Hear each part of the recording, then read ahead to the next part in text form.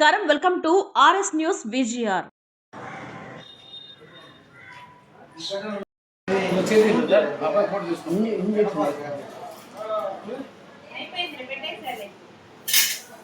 చేయానా కొంత చేయ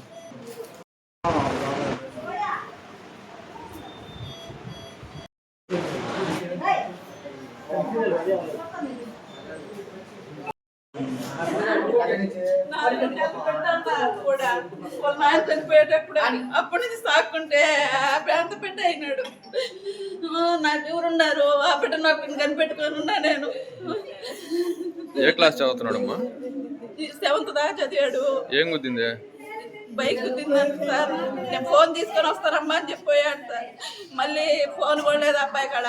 అదే మా తమ్ముడు అబ్బాయి ఫోన్ చేస్తే తెలిసింది సార్ నాకు.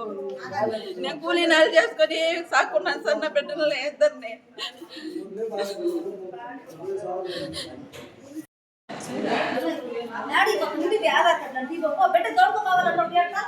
మేనకోట నుంచి పనిగాని నుంచి వస్తూ ఉంటే వేరే వాళ్ళు వెనకాల నుంచి గుద్దేశారు. ఎవరో తెలుసా గుద్దిన వాళ్ళు? తెలియదు నాకు. గుద్దేసి వెళ్ళిపోయారు. ఎక్కడ? రైల్వే స్టేషన్ అక్కడ మాల్ స్కూల్ కూడా. నీతో పాటు ఎవరు ఉన్నారు? నేనే ఒక్కడే. హాస్పిటల్కి వెళ్ళవచ్చు. వేరే అన్నోళ్ళు తెలిసిన ఉంటే ఆయన తీసుకొని వచ్చాడు. నా ముందే వచ్చింది వాళ్ళు.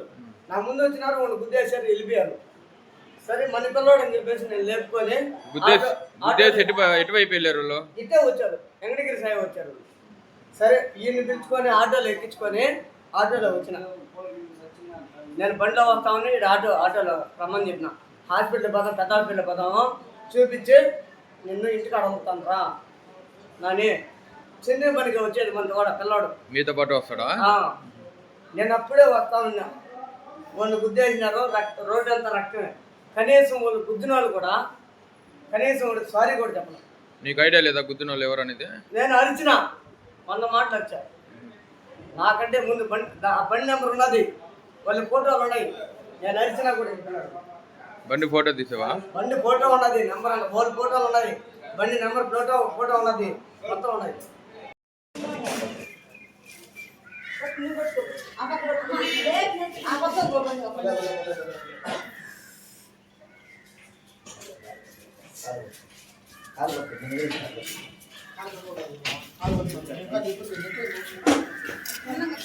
చిన్నగా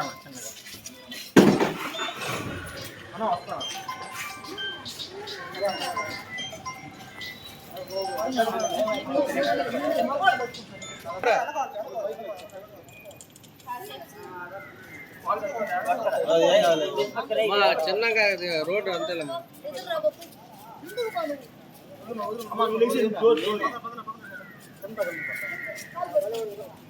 పైకెక్కను